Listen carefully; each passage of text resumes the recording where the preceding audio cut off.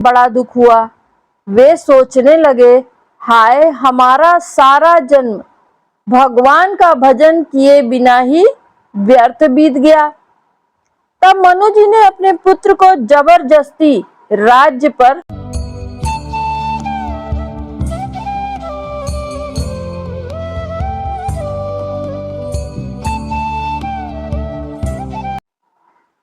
शतरूपा जी मानव सर्ग की आदि माता हैं। ये स्वयंभव मनु की पत्नी थी।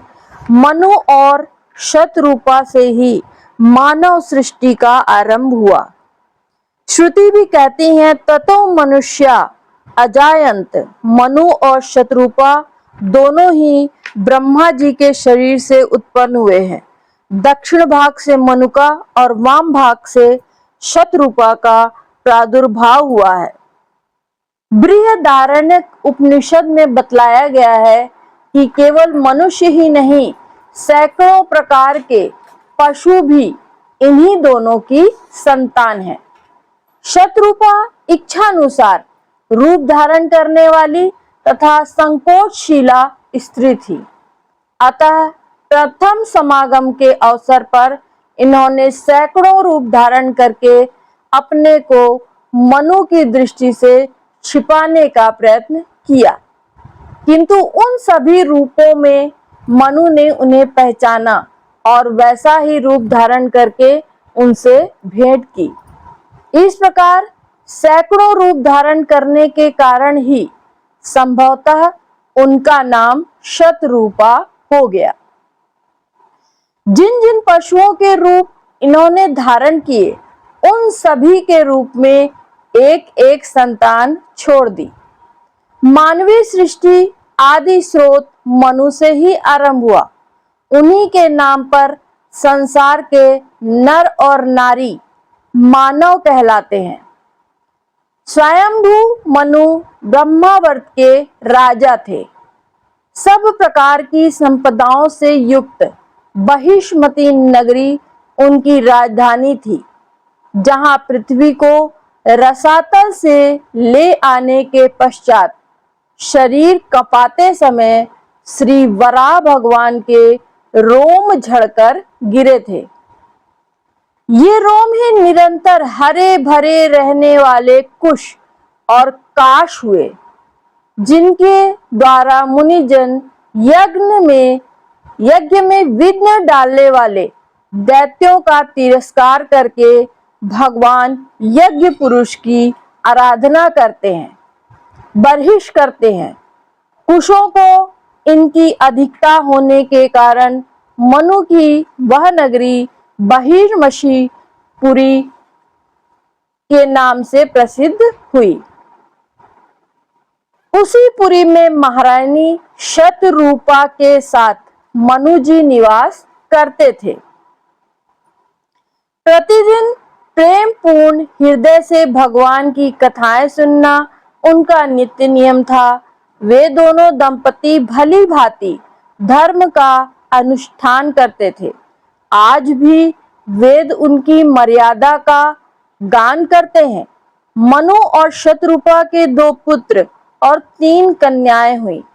पुत्रों के नाम उत्तानपाद और प्रियव्रत थे और कन्याएं आकुति, प्रसूति और देवहूति के नाम से प्रसिद्ध हुई। प्रसिद्ध भगवत भक्त ध्रुव राजा उत्तानपाद के ही पुत्र थे। राजा प्रियव्रत ने इस पृथ्वी को 7 भागों में विभक्त किया था। कन्याओं में से आकुति रुचि प्रजापति को ब्याही गई थी। प्रसूति प्रजापति दक्ष की पत्नी थी और देवहूति का विवाह महर्षि कर्दम से हुआ था। देवहूति के ही गर्भ से सांख्या शास्त्र के प्रणेता भगवत स्वरूप महर्षि कपिल का अवतार हुआ। महाराज मनु ने बहुत समय तक राज्य किया। सब प्रकार से प्रजा पालन एवं शास्त्र मर्यादा की रक्षा रूप भगवान की आज्ञा का पालन किया। घर में रहकर राज्य भोगते भोगते चौथापन आ गया। परंतु विषयों से वैराग्य नहीं हुआ। इस बात का विचार करके राजा के मन में बड़ा दुख हुआ। वे सोचने लगे, हाय, हमारा सारा जन्म भगवान का भजन किए बिना ही व्यर्थ बीत गया। तब मनु जी ने अपने पुत्र को जबरदस्ती राज्य पर बिठाया और स्वयं रानी शतरूपा को साथ लेकर वन को प्रस्थान किया। दोनों ने सहस्त्रों वर्षों तक घोर तपस्या करके भगवान को प्रसन्न किया। तब करुणा निधान भक्त वत्सल प्रभु श्री राम उनके सामने प्रकट हो गए। भगवान की श्री अंगों की शोभा नीलकमल, नीलमणि तथा नीलमेघ के समान श्याम थी। उसे देखकर कोटि कोटि कामदेव लज्जित हो रहे थे। मुख पर शरद पूर्णिमा की चंद्रमा की शोभा विहस रही थी। मनोहर कपोल, सुंदर ठोड़ी, शंख के सदृश ग्रीवा, लाल लाल होंठ, स्वच्छ दंत पंक्ति, सुंदर नासिका तथा चंद्र रश्मियों को तिरस्कृत करने वाली हंसी सुशोभित थी।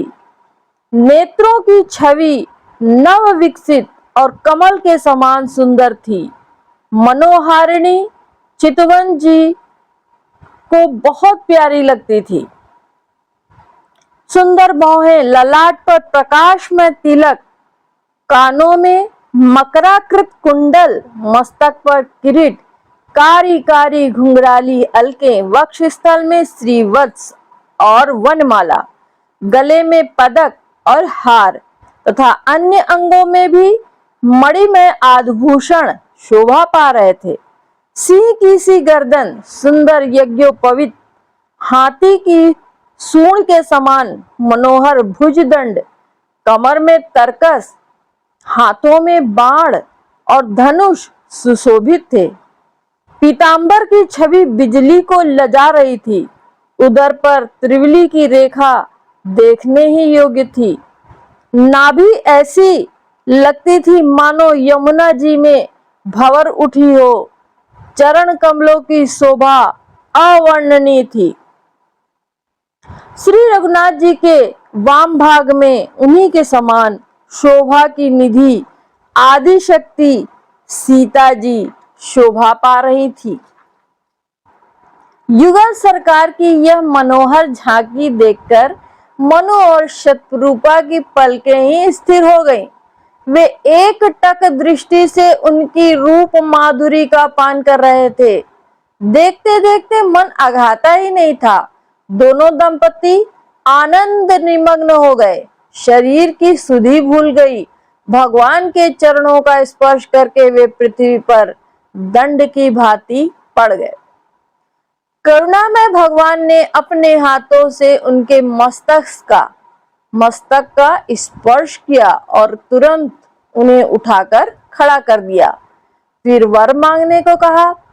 राजा ने कहा, नाथ, आपके दर्शन से ही सब अभिलाषा पूरी हो गई। अब एक ही लालसा मन में रह गई है, वह यह कि आपके समान एक पुत्र हो जाए। भगवान ने कहा, अपने जैसा पुत्र कहाँ खोजता फिरूंगा, मैं ही तुम्हारा पुत्र बनूंगा। इतना कहकर भगवान ने शतरूपा की ओर दृष्टिपात किया और कहा, देवी, तुम भी अपनी रुचि के अनुसार वर मांगो। शतरूपा ने कहा, प्रभु, महाराज ने जो वर मांगा है वही मुझे प्रिय है। फिर भी आपकी आज्ञा से एक वर मांगती हूँ। वह यह है, जे निज भगत नाथ तब अहि, जो सुख पावहि जो गति लहहि। सोई सुख सोई गति सोई भक्ति, सोई निज चरण स्नेह। सोई विवेक सोई रहनि प्रभु, हम ही कृपा करि देव। यह कोमल गूढ़ और मनोहर वाक्य रचना सुनकर प्रभु प्रसन्न हो गए और बोले, तुम्हारे मन में जो कुछ अभिलाषा है वह सब तुमको दे दी। इतना कहकर भगवान उसी दिन उन्हें माता कहकर पुकारा और विवेक का वरदान दिया। मातु विवेक अलौकिक तोरे, कबहु न मिटहि अनुग्रह मोरे। इस प्रकार शतरूपा ने अपने अलौकिक भक्ति और तपस्या से भगवान को पुत्र रूप में प्राप्त किया। ये दोनों दंपति भगवान की आज्ञा के अनुसार कुछ काल तक इंद्रलोक में रहे और उसके बाद मनु अयोध्या के चक्रवर्ती नरेश दशरथ हुए और शतरूपा उनकी पत्नी कौशल्या हुई। श्री रघुनाथ जी ने इनके पुत्र के रूप में प्रकट होकर इनको तो अनुग्रह किया ही, साथ ही साथ अपनी पवित्र लीलाओं की स्मृति छोड़ दी, जिसका गायन, स्मरण और कीर्तन करके जगत के असंख्य मनुष्य परम पद की प्राप्ति करते रहेंगे।